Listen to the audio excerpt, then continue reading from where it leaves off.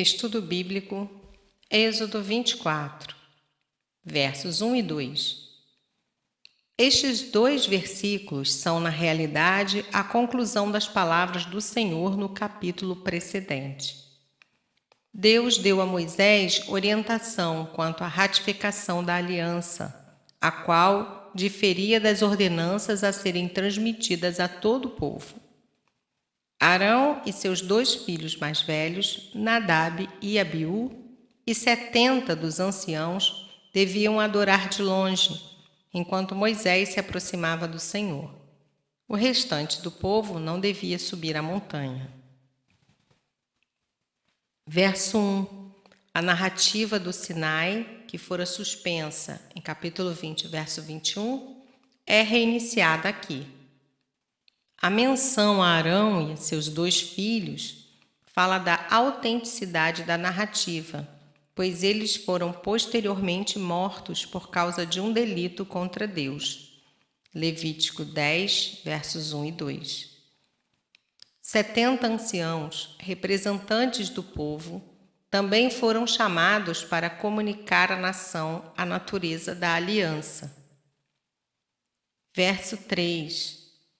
As palavras, isto é, os 10 mandamentos, capítulo 20, verso 1, e os estatutos, presumivelmente o livro da aliança, capítulo 20, versos 22, 23 a 19, foram transmitidos ao povo.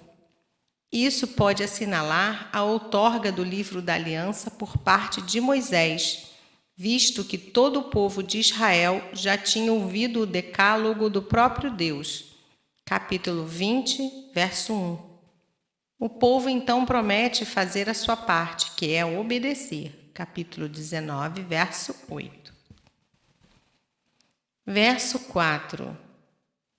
Já é a segunda vez que ficamos sabendo que no decurso dos acontecimentos do Êxodo, Moisés estava tomando nota escrita de tudo. Capítulo 17, verso 14. Estes acontecimentos, que revelam a maneira de Deus agir e reger entre os homens, eram para ser ensinados e relembrados até o fim do mundo, a fim de guiar a todos os homens. Capítulo 13, versos 8 e 9. E versos 14 e 15, Deuteronômio 31, versos 9 a 13.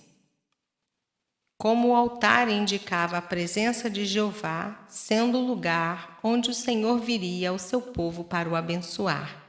Capítulo 20, 24.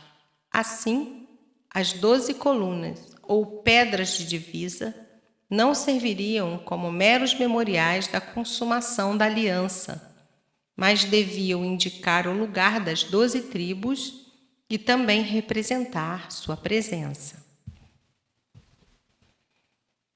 Verso 5. Os jovens não eram primogênitos nem sacerdotes araônicos, pois por enquanto ainda não havia sacerdócio constituído, mas homens escolhidos por Moisés para este ato em particular. Talvez os membros mais fortes e mais ativos da comunidade. Cambridge Bible. Holocaustos e sacrifícios pacíficos. É significativo que não se falasse em oferta pelos pecados.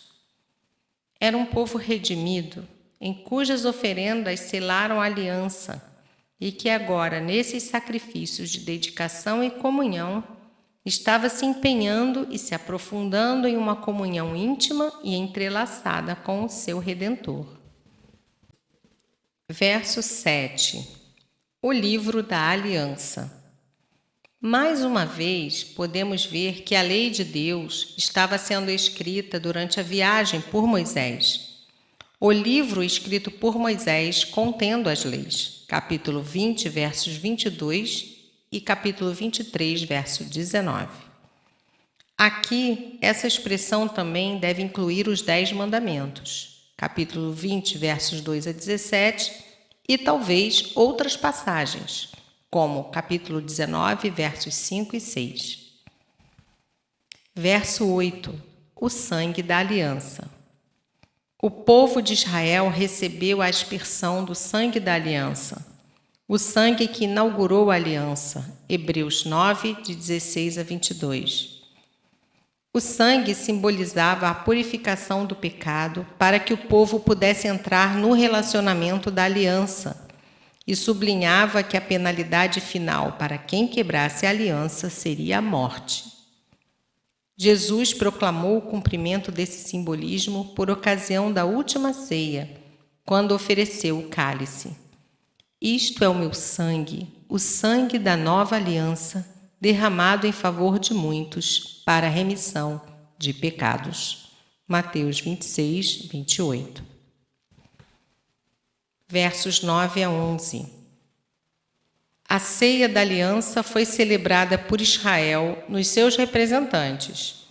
Refeições semelhantes em celebração da conclusão de uma aliança são registradas em Gênesis 31, 46, Êxodo 18, 12 e Mateus 26, verso 28. E viram o Deus de Israel, verso 10. Não devemos ultrapassar os limites do capítulo 33, versos 20 e 23, em nossa concepção do que foi a visão de Deus.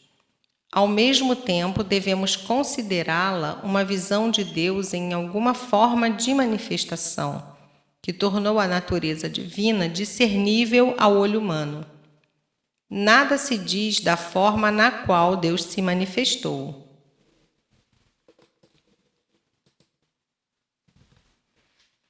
Tendo sido estabelecida a aliança, ainda havia necessidade de se dar uma forma externa definida à aliança concluída com seu povo e edificar um laço visível de comunhão, no qual ele pudesse se manifestar ao povo e este pudesse se aproximar dele. Por causa disso, Moisés foi chamado à montanha por um longo período. A construção do santuário não devia ser deixado aos cuidados dos projetos dos homens. A orientação divina estendeu-se a todos os detalhes, porque todos eram importantes em relação aos desígnios de Deus. Ao mesmo tempo, a ausência de Moisés serviu de teste para a sinceridade da recente dedicação e voto do povo. Versos 12 a 18. Moisés subiu ao monte Sinai para receber as tábuas da lei, além de outras instruções acerca da adoração de Israel e do tabernáculo. Verso 12. As tábuas de pedra deviam ter nelas inscrito o Decálogo, capítulo 31, verso 18. A lei e os mandamentos, incluindo provavelmente as instruções, Torá, para o santuário e o sacerdócio, e as leis contidas no Levítico e no Deuteronômio. Verso 13. Josué acompanhou Moisés à montanha, mas parece que não se encontrava com Moisés quando Jeová lhe entregou as leis. Verso 14. Os anciãos, não necessariamente apenas os 70, de capítulo 24, verso 1, ficaram esperando Moisés subir. Arão e Ur ficaram com eles, substituindo Moisés em sua ausência. Assim, ficou armado o cenário para o incidente do bezerro de ouro no capítulo 32. Verso 16. O vocábulo glória é usado para indicar uma manifestação da presença divina. Verso 17. Esta visão do aspecto da glória nos faz lembrar da transfiguração de Cristo. Lucas 9, 28 a 36. Em ambos os casos, anciãos ou discípulos foram deixados ao pé do monte para cuidar do povo. Êxodo 24, 14 e Lucas 9, 40. Em ambos os casos, era o ponto de partida para novas relações religiosas. No Êxodo, o conceito de culto e de sacrifício que preparava o povo para a vinda de Cristo. No Evangelho, o ensinamento de que Jesus deveria dar sua própria vida para a salvação do mundo. Lucas 9, versos 14 e 15. Em ambos os casos também, os maiores fracassos aconteceram ao povo de Deus durante a ausência do líder espiritual. Êxodo 32, de 1 a 10 e Lucas 9, verso 41. Verso 18. 40 dias foi um tempo igual ao que Jesus passou no deserto antes de começar seu ministério. Lucas 14, de 1 a 2. Era tempo suficiente para se esquecer dos próprios hábitos e de se conformar com os ideais que provêm da verdadeira comunhão com Deus.